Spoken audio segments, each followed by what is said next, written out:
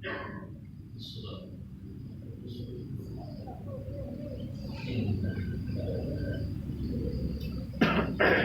hamdalillah nahmaduhu wa nasta'inuhu wa nastaghfiruh wa na'udzu billahi min shururi anfusina wa min sayyiati a'malina may yahdihillahu fala mudilla lahu wa may yudlil fala hadiya lahu asyhadu an la ilaha illallah wahdahu la syarika lahu wa asyhadu anna Muhammadan abduhu wa rasuluhu alladzi la nabiyya ba'dahu. Allahumma sholli wa sallim ala sayyidina Muhammad wa ala alihi wa sahbihi wa man tabi'ahum bi ihsanin ila yaumiddin. Amma ba'd. Wa qala ta'ala a'udzu billahi minasy syaithanir rajim. Bismillahirrahmanirrahim. Ya ayyuhalladzina amanu ittaqullaha haqqa tuqatih wa la tamutunna illa wa antum muslimun. Wa qala aidan ya ayyuhalladzina amanu udkhulu fi silmi kafah wa la tattabi'u khutuwati syaitan innahu lakum aduwwun mubin. Sadaqallah. Alhamdulillah, puji dan syukur kita panjatkan kepada Allah Subhanahu wa taala yang pada hari ini masih memberikan kepada kita nikmat sehat di tengah suasana pandemi yang masih belum juga selesai, di mana ada yang sakit, ada juga yang sedang dirawat, bahkan ada yang sudah meninggal mendahului kita. Allah masih berikan kepada kita kesempatan untuk berkumpul di majelis yang mulia ini dalam rangka melaksanakan kewajiban ibadah Jumat. Mudah-mudahan yang sakit Allah sembuhkan, yang dirawat segera pulih, yang sudah meninggal semoga Allah catat sebagai kebaikan, terkena wabah menjadi wasilah datangnya ampunan, diterima semua kebaikannya dan dimaafkan semua kesalahan. Salawat dan salam semoga senantiasa tercurah limpah kepada Nabi Muhammad SAW, uswah kedua kita, kepada keluarganya, sahabatnya, dan kepada seluruh pengikutnya hingga yaumul kiamat. Masyaallah muslimin, sidang Jumat rahimakumullah, melalui mimbar Jumat ini bakti berwasiat kepada diri pribadi, kepada jemaah semuanya, marilah sama-sama kita tingkatkan keimanan dan ketakwaan kita kepada Allah. Salah satu ciri orang beriman adalah ketika diseru oleh Allah Ta'ala maka segera menyambut. Di antara seruannya adalah yang dibacakan tadi dalam surat Al-Baqarah ayat 208, ya ayyuhalladzina amanu udkhulu fi silmi kafah. Hai orang-orang yang beriman, masuklah ke dalam Islam secara kafah. Karena seruan ini merupakan kebaikan untuk kita yang bisa menyelamatkan kita di dunia dan di akhirat. Masyaallah muslimin, sidang Jumat rahimakumullah.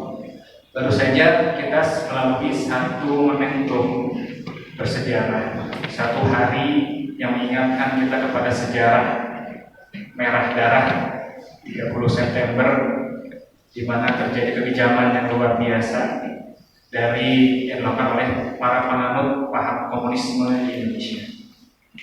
Sejarah sudah terjadi, kita mungkin ada yang memaafkan, tapi tidak boleh kita lupakan. Karena Nabi SAW pernah berkata, la yu'dabul mu'min min juhrin wahidin marratain. Tidak selayaknya seorang mukmin dipatok ular dari lubang yang sama sebanyak 2 kali. Sejarah kita ingat, jadikan pelajaran agar tidak terulang untuk yang kedua kali. Jumat rahimakumullah. Kalau kita perhatikan dari sejarah komunisme di seluruh dunia, ternyata banyak memakan korban. Korban pembantaian para penganut komunisme jumlahnya 3 kali lebih banyak dari korban akibat perang di seluruh dunia, baik perang dunia maupun perang lokal, sampai abad ke-20. Korbannya, jumlahnya sejak tahun 1917 sampai 1999 mencapai 120 juta jiwa meninggal oleh para penganut komunisme. Sedangkan korban meninggal akibat perang dunia, baik itu di skop internasional maupun perang-perang lokal, jumlahnya 38 juta jiwa. Jadi 3 kali lipat lebih banyak jumlah orang yang mati karena dibantai oleh penganut komunis dibanding dikarenakan perang dunia. Memang itulah mungkin wataknya. Penyebarannya dilakukan dengan cara seperti itu. Ketika ada orang tidak mau menerima paham komunisme, maka caranya adalah dengan dibantai. Penganut komunisme punya sejarah mengkudeta 75 negara pada kurun waktu 69 tahun. Bahkan ideologi komunis melakukan pembunuhan umat manusia, caranya ada yang dibantai, ada yang disiksa. Ada juga yang mati karena kerja paksa. Ini pada zaman dulu di Uni Soviet.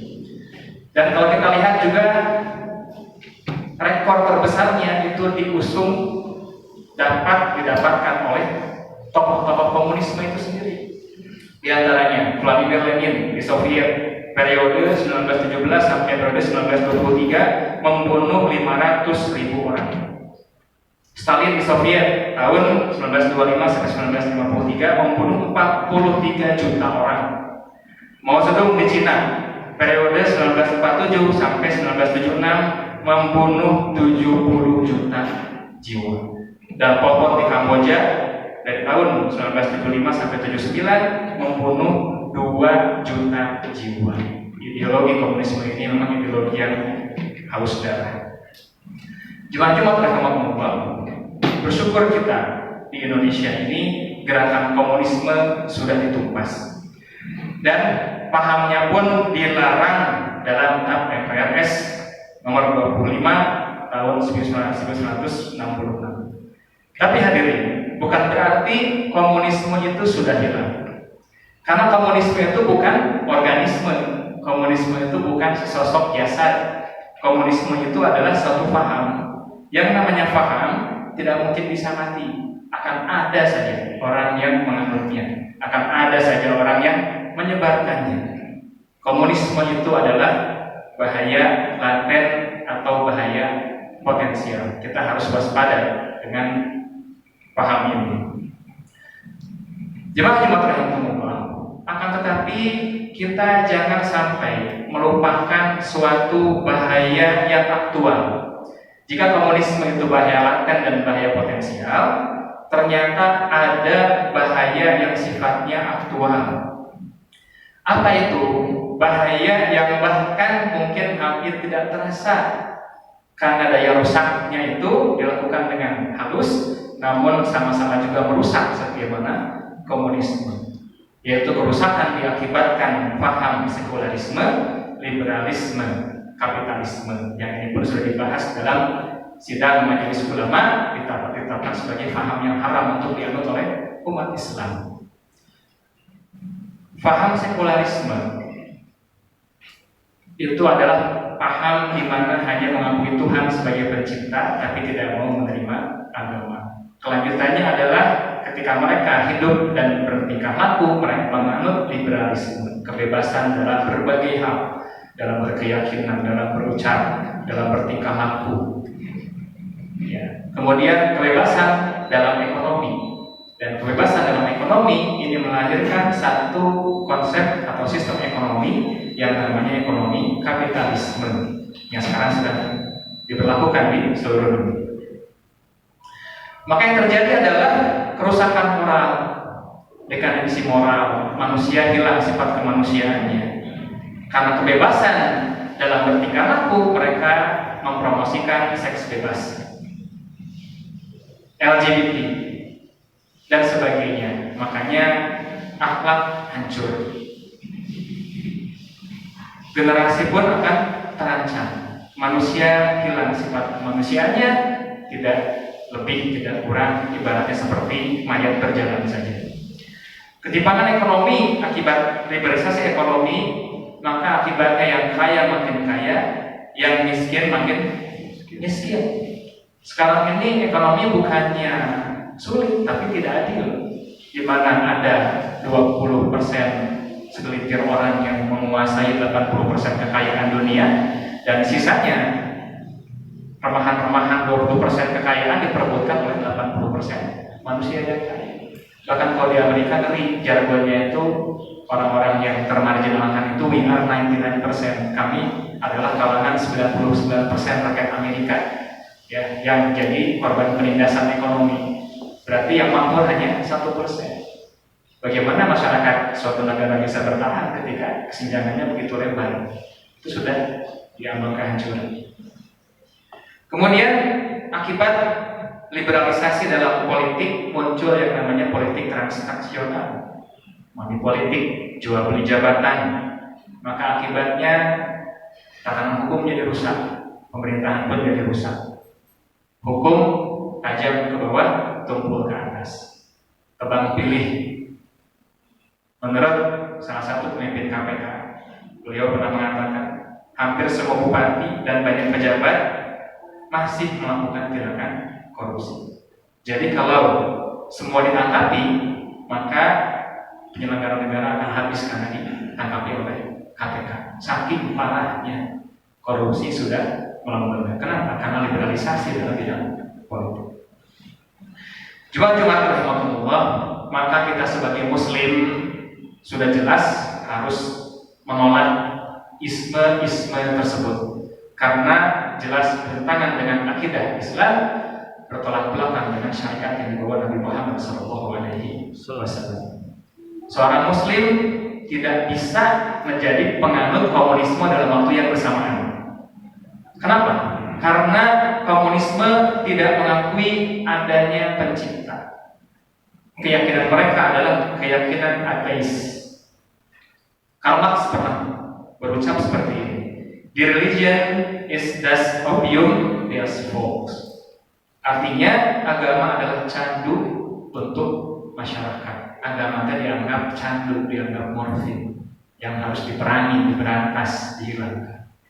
Itulah ya pemahaman dari komunisme. Jadi seorang muslim tidak mungkin menganut komunisme dalam waktu yang bersamaan. Muslim ya muslim, komunis ya komunis. Muslim haram menganut ide komunis baik akidahnya maupun jalan kehidupannya.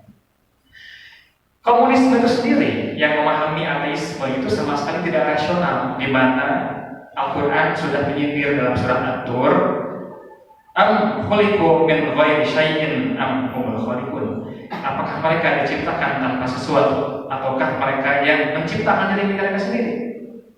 Am khalaqus samawati wal arda bal la yuqinun. Ataukah mereka telah menciptakan langit dan bumi itu? Sebenarnya mereka tidak meyakini apa yang mereka katakan. Jadi aneh kalau ada orang yang meyakini alam semesta ini dan kehidupan di dalamnya terjadi karena begitu saja tanpa ada yang menciptakan. Ini orang yang sedang melindur, ibaratnya bermimpi, angin putih beliung, ngangkut rongsokan besi, kemudian menciptakan sebuah pesawat yang canggih. Suatu hal yang sangat mustahil. Semua terjadi karena ada penciptaan, ada Tuhan yang menciptakan.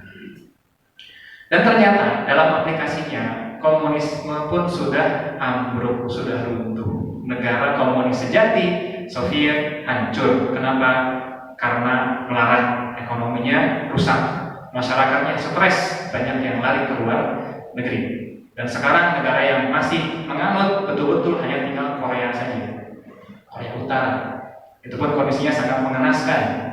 Adapun Cina berselingkuh antara keyakinan komunisnya dengan ekonomi liberal. Tidak sepenuhnya komunis. Jadi komunisme sebetulnya sudah bangkrut karena sudah cacat sejak lahir. Dan juga jemaah rahmatullah, seorang muslim pun tidak mungkin menjadi orang sekuler dalam waktu yang bersamaan. Karena sekulerisme itu bertolak belakang dengan prinsip akidah Islam.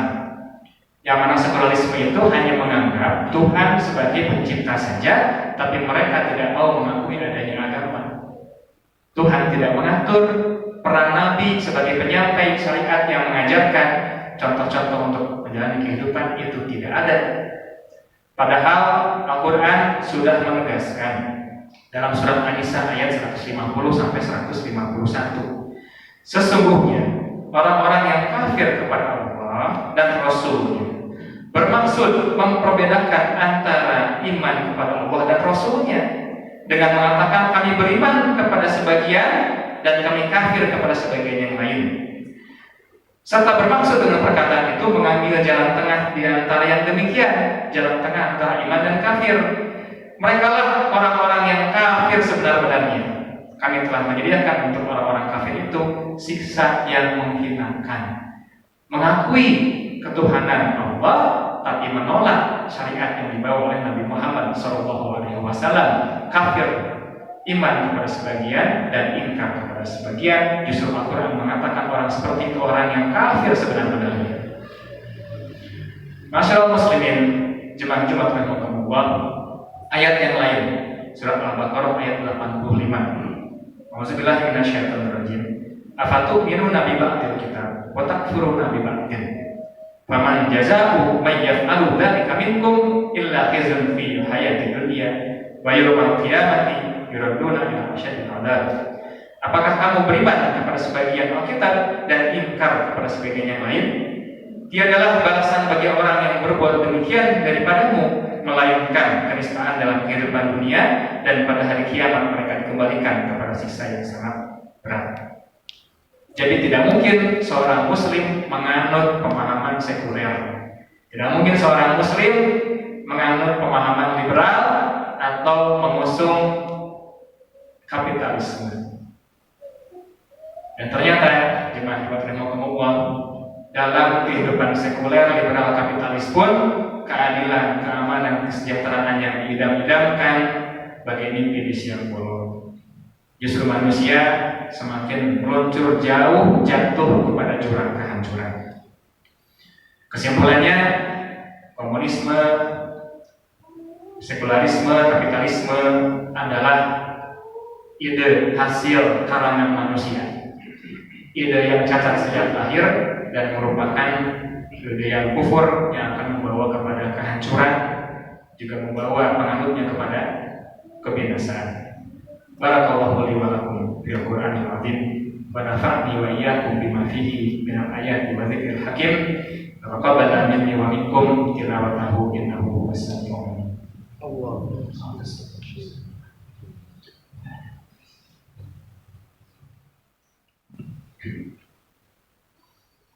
Alhamdulillahirabbil alamin. Assalatu wassalamu ala asyrafil anbiya'i wal mursalin sayyidina wa maulana Muhammadin wa ala alihi wa sahbihi wa man tabi'ahum bi ihsanin ila yaumiddin. Amma ba'd.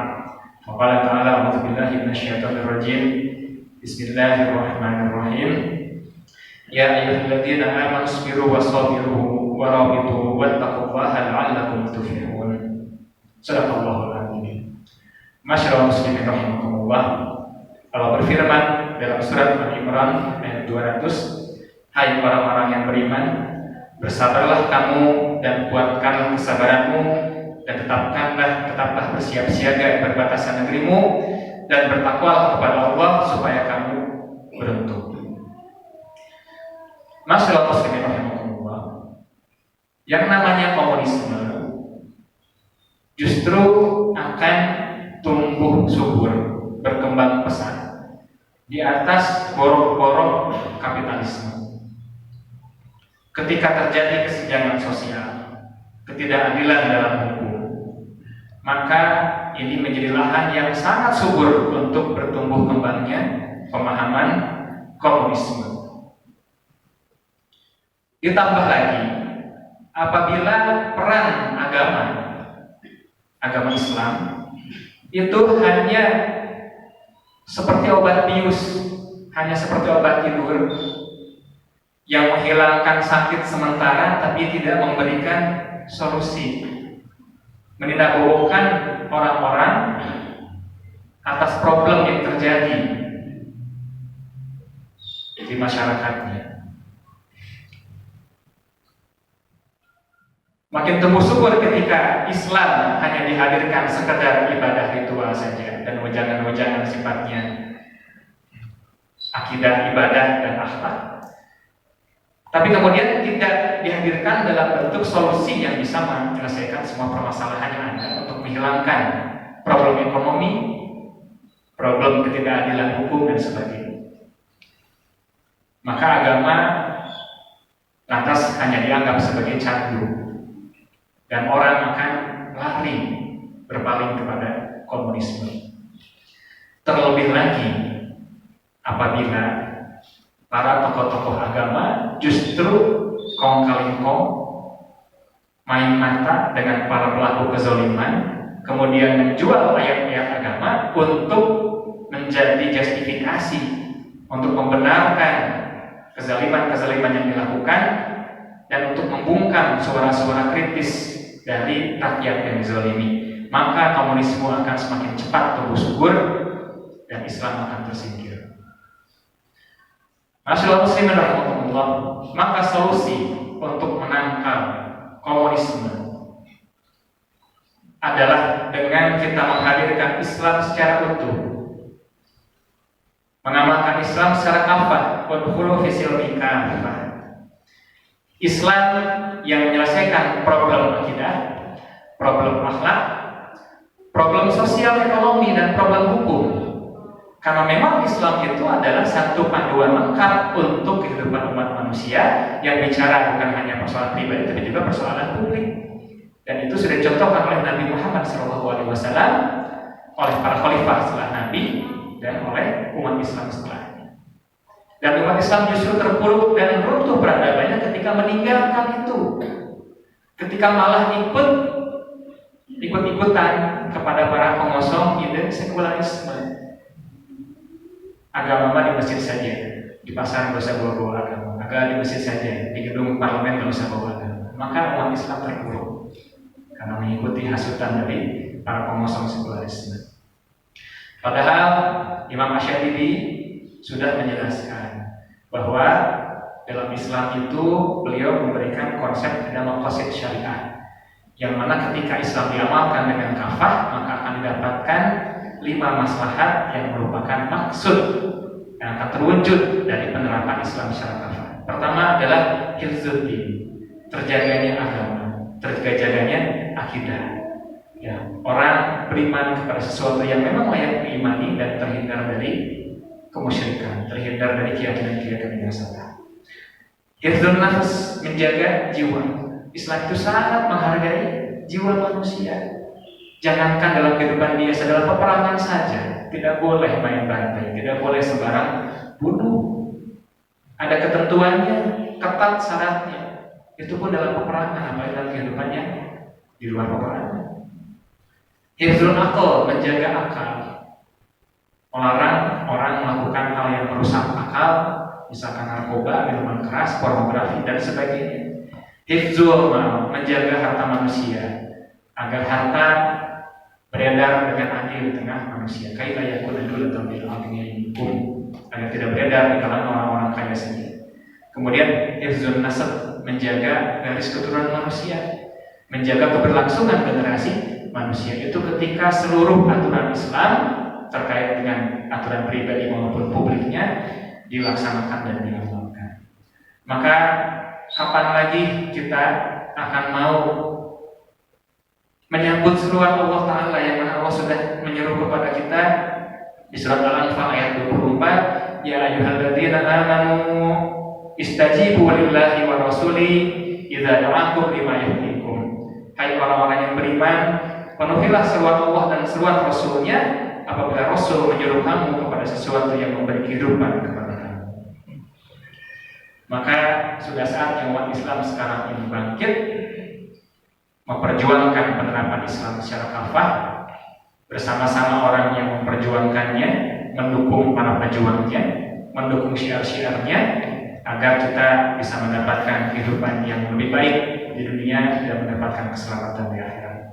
Semoga Allah beri kita hidayah, kekuatan, kemampuan untuk memenuhi seruan tersebut dan mengganti kehidupan kita hari ini dengan kehidupan yang lebih baik dan mengumpulkan kita di akhirat dalam kebaikan.